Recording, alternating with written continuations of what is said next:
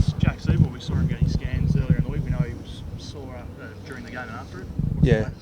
The scans are pristine, so he's there's no damage there. It's just bruising as we suspected, but we just wanted to be sure that there wasn't anything underlying with his issues. So he'll be fine to play. He'll have a very light session today, but that's not unusual given we've got a 6-day break. I guess the other one's Lindsay Thomas having missed the match. What's the word on him? Yeah, Lindsay will come into our squad, so we'll name our squad this afternoon, and he'll be in that, barring any mishaps at training. So he looks okay, and we think he's a pretty important addition to our side. I know you said it was general soreness. Was there anything to do with form that combined with the soreness factor in terms of your thinking last week? Yeah, look, there are some things with Lindsay that we've been dealing with internally, but look, the bottom line was last week he wasn't at his best. We got a really healthy injury list, so we make the call on selection based on who we think is going to give us the best chance of winning. Lindsay wasn't perfect, so Cruz Garlett was, so he made the late change. But the things we're dealing with Lindsay are internal. I think I've been on the record enough about Lindsay Thomas. You guys have got enough information from me on him. When you say internal, though, it does make us want to ask more questions. You can ask away. Is it something to do with off-field behaviour or anything like that? No, again, you can continue to ask, but I've said enough about Lindsay. So will he be in the squad, in the team? Sorry.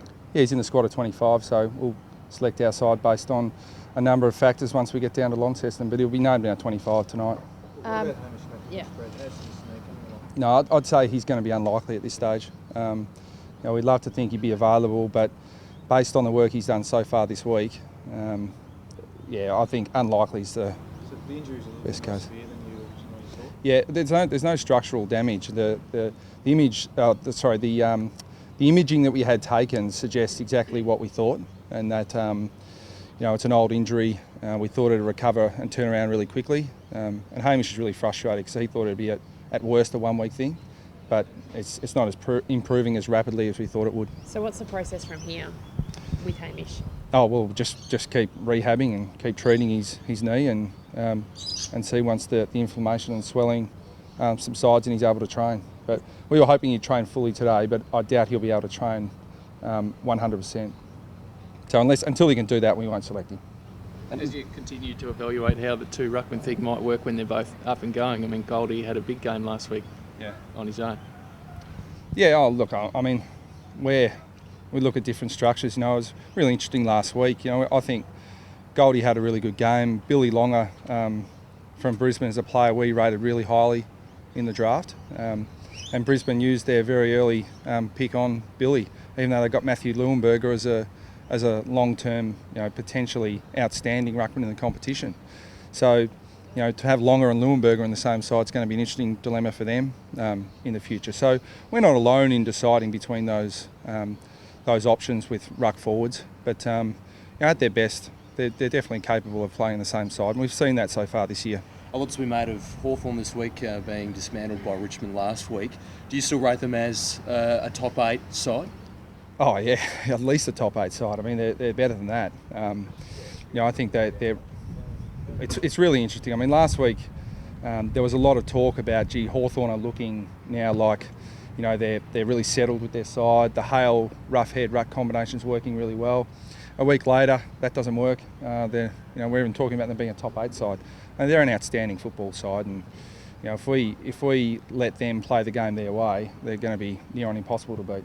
And Buddy Franklin, where is he more of a headache for you, up forward or in the midfield? No, just anywhere on the ground. He's a nightmare. So, how they use him is up to them. But wherever he is, we've got to be right in our game to combat what he's good at, because he can really do it all. Both Franklin and Hawthorn, are you worried that they're more dangerous after a performance like that? Oh, not particularly. I mean, we look really closely at their whole year. So.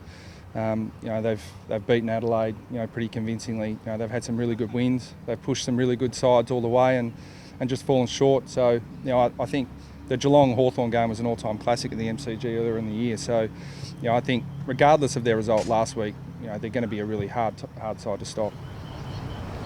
How important is the coming up, Brett, is it for you to level the ledger this week? Oh, it's important, I suppose. But, that's really the outcome that we're hoping for. But I mean, really, we just got to focus on improving, and you know that win-loss ratio will take care of itself. But we've really got to keep improving. The last 2 weeks, you know, we've done some things really well, and we've done some things really poorly that have let us down, you know, for patches in games. So, you know, a good 4-quarter consistent performance is what we're chasing, and if we do that, we think we've got a chance to get to 5-5. How do you combat the late fade-outs in the last couple of weeks? Yeah, I think that the important thing is that for us, the fade-outs, if you want to call it that, have just come at the end of games. I mean, I'd be just as concerned about them if they happened halfway through the first quarter or halfway through the second.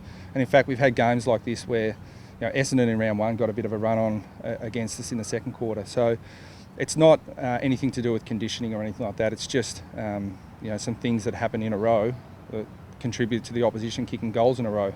So the stage of the game is not the concern to me. It's just that the fact that they're happening, and that comes back to consistency. Not your 3-quarter time addresses or anything?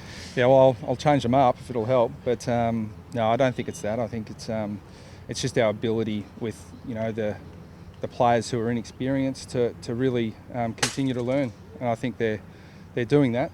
But the challenge is to do it for 120 minutes, not 105. Just on Tasmania, how important is it to win the Battle of Tasmania?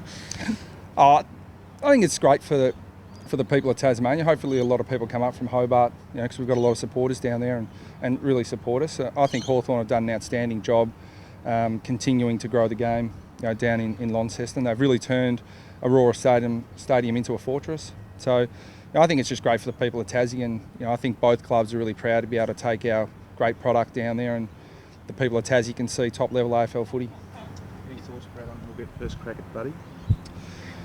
No, not really. I mean, we've last week Luke Delaney had the big job on Brown, so he's certainly a candidate. But we think we've got a pretty flexible defence. So, and Buddy's, if he plays high up the ground, he's an elite endurance athlete too. So we'll probably need a couple if that's the case.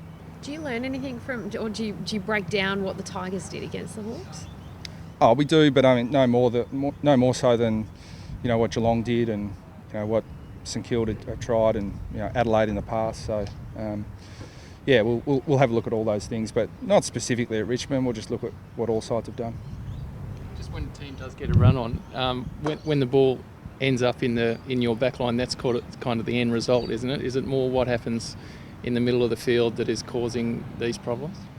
Oh, they're not consistent, to be honest. The goals that have been kicked against us haven't been because of one reason in isolation. It's been, you know, different reasons each time. So they're just parts of the game we've got to continue to work on. But, you know, modern football is defence all over the ground when you haven't got the ball, not just your defenders. So while our 6 defenders have been quite solid this year, that we've been scored against too easily. So, you know, that comes back to every player on the ground.